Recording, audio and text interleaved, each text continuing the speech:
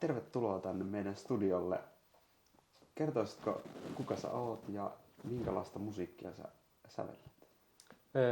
Minähän olen Touko Niemi ja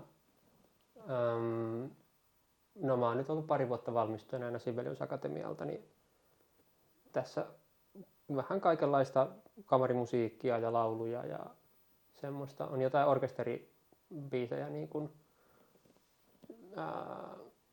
tehtynä, mutta nyt tällä hetkellä ei ole niin kuin ihan viime vuosina tullut tehtyä. Tämä You Can Rest-kappalehan on todellinen korvakarkki, jos näin voisi sanoa. Mitkä oli sulla semmoiset niin kuin inspiraation lähteet tähän kappaleeseen, tai mikä sai sut kirjoittaa tämän kappaleen?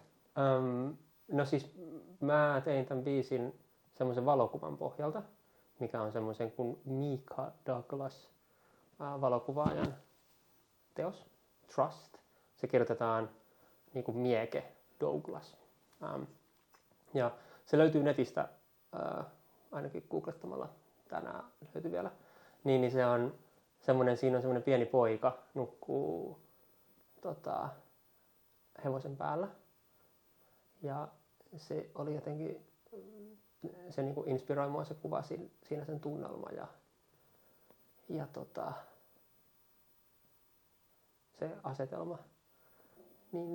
Niin sitten tavallaan mä vaan vähän niin kuin fiilistelin sitä, että millainen fiilis siitä kuvasta mulle tulee. Ja sitten mulla oli kitara sylissä ja sitten lähdin niin kuin tavallaan hakea sitä fiilistä sit, musiikin kautta. Siitä tämä biisi niin kuin lähti. Minkälaista se on kirjoittaa kitaralle? Oletko se kirjoittanut kitaralle aikaisemmin? Hyvä kysymys. Tämä on mun ensimmäinen biisi klassiselle kitaralle. Eli se sinänsä ei poikkea niin paljon siitä, mitä mä oon niinku itse tehnyt vähän kevyempää musiikkiin. Sävelsin yhden musikaalin muutama vuosi sitten esimerkiksi. Ja yhden toisenkin musiikkinäytelmän tuossa 2 vuotta sitten, niin niissä on esimerkiksi kitara ollut aina mukana.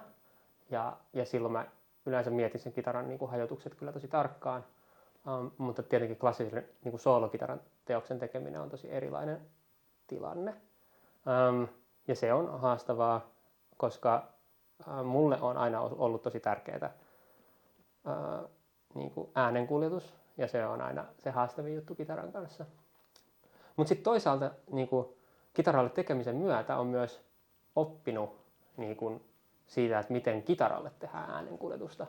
Ja siinä on vähän niin kuin omat logiikkansa yleensä myös. Että se ei mene samalla lailla kuin pianolle tai millekään muulle kokoonpanolle oikeastaan. Ja se on niin kuin ihan siistiä. Sitä pystyy sitten, tai siis niin kuin, se ei mene samalla lailla kuin miten pianolle se menisi luonnostaan. Mutta niitä samoja metodeja voi sitten hyödyntää myös pianolle kirjoittaessa. Mitä hyötyjä tai vahvuuksia kitaralle kirjoittamisessa tai kitaralla soivana instrumenttina on? Monet säveltäjät on sanonut näissä keskusteluissa, että se on tosi vaikea kirjoittaa kitaralle, mutta miten sä näet sen, että mitä vahvuuksia tässä soittimessa on? Tai onko niitä? No siis soundihan on niin kuin hyvin erityinen, että mä en nyt muista mitä videoa mä taas just kattelin jossain netissä ja sitten kun siinä on joku onnellinen hetki siinä videossa, niin sitten siellä alkaa niinku kitara soimaan taustalla. Ja onhan se niinku ihan eri juttu, että soiko siinä kitara vai esimerkiksi piano. Että se on niinku erilainen soundi. Ja kyllä sitä monesti niinku halutaan ja siitä pidetään. Ja itsekin pidän siitä, että se on se päävahvuus, sanoisin. Miten sitten tämä kappale, niin sä sanoit nuo ääninkuljetussäännöt, että ne on sulle tosi tärkeitä, että ne on niin kuin hyvät. Tämä kappale on kirjoitettu tosi idiomaattiseksi kitaralle, niin ootko sä pystynyt itse soittaa sen vai ootko sä editoinut sen kitaristin kanssa vai teitkö sä vaan sen näin hyväksi heti ensi istumalta? Joo, no se on vaan se, että aina kun tekee kitaralle, niin se kitara pitää olla koko aika kädessä. Että muuten se menee aika herkästi pieleen. Toki nyt on niinku oppinut pikkasen silleen, että voi vähän niin kuin kuvitella, että miten ne otteet menis kitaralla, vaikka ei olisi sitä ihan siinä kädessä. Mutta kyllä se silti luontevinta on, että on se vaan siinä kädessä. Ja sitten se on vaan niin kuin, pitää niin kuin koko aika niin kuin katsoa, että kun sitä musiikkia lähtee säveltää, ettei ne otteet kasva niin kuin ikävä isoiksi. Ja sitten siinä tavallaan niin kuin oppii niihin rajoitteisiin ja osaa toimia niiden sisällä. Sitten tässä kappaleessa on tosi hienosti käytetty huiluääniä. Niin mistä sä keksit käyttää näitä huiluääniä näin monipuolisesti? Et menitkö se musiikki edellä, että sulla oli tämä melodia päässä, vai keksit sä ne sinne niin kuin kitaran kanssa? Joo, hyvä kysymys. Musta tuntuu, että se varmaan lähti aika paljon siitä kuvasta. Eli kun siinä on se nukkuva poika, niin sitten ne huiluäänet siinä biisin alussa, niin niissä on vähän semmoinen niin kuin soittorasia-tyyppinen ajatus mulla taustalla. Nyt on pakko vähän soittaa ne. Joo. Ja sitten myös nuo matalat kitaran sävelet, niin ne ehkä edustaa sitä semmoista vakautta ja semmoista niin kuin turvallista pohjaa, joka on se hevonen, jonka päällä se lapsi nukkuu. Ja sitten ne huiluäänet on sitä lepoa.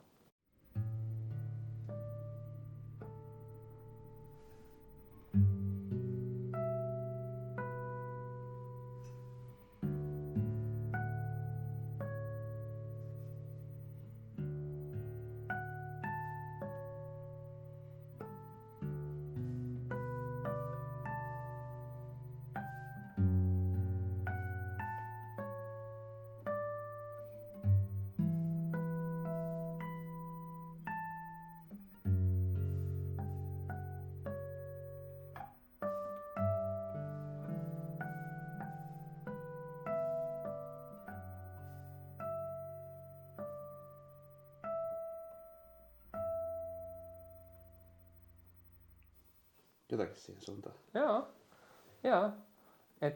Ja mulle on myös aina sointi ollut tosi tärkeää, että sitten kun on sitä etäisyyttä niiden matalien basson sävelten ja huiluäänten välillä, niin siitä tulee semmoista isoa resonanssia, mikä tuntuu kivalta. Ja mun mielestä se tässä alussa toimii ihan fantastisesti, että siinä on niin jotenkin kaksi semmoista erilaista. On just se soittorasia ja sitten se turva sieltä hevosesta. Ja tosta mä voin sanoa, jos jotain kiinnostaa, että mä oon ottanut nämä bassot just sillä semmoisella läskibasso, että en ole ottanut kynnellä.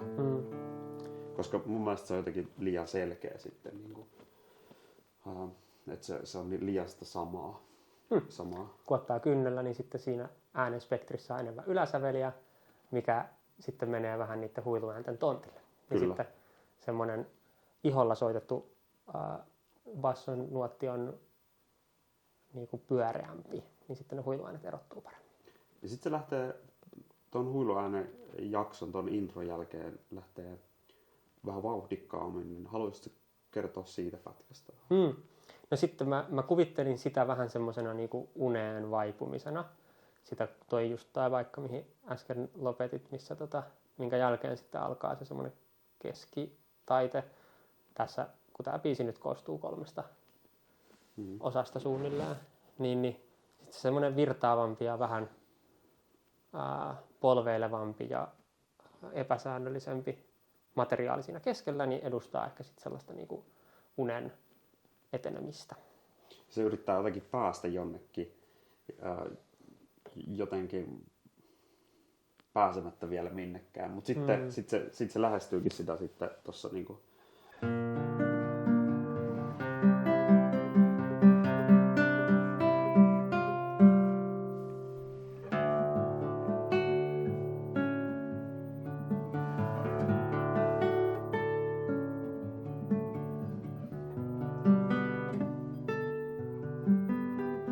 Onko tämä vielä sitä unijaksoa?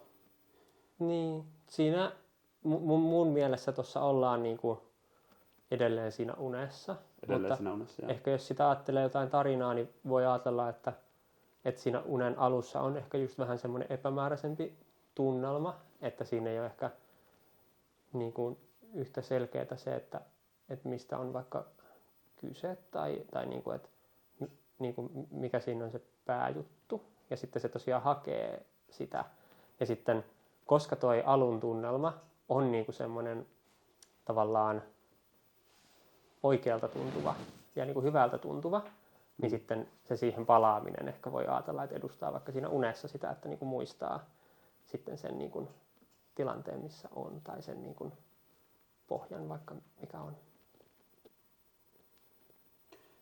Eli tässä on tämä intro, unijakso ja sitten on vielä sitten tämä, että se palaa siihen turvan tunteeseen.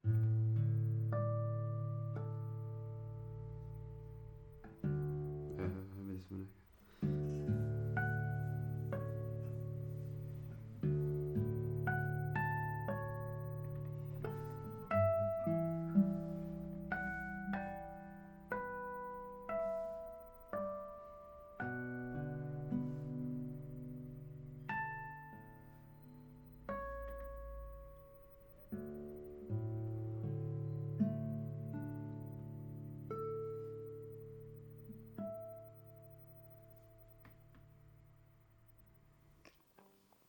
Niin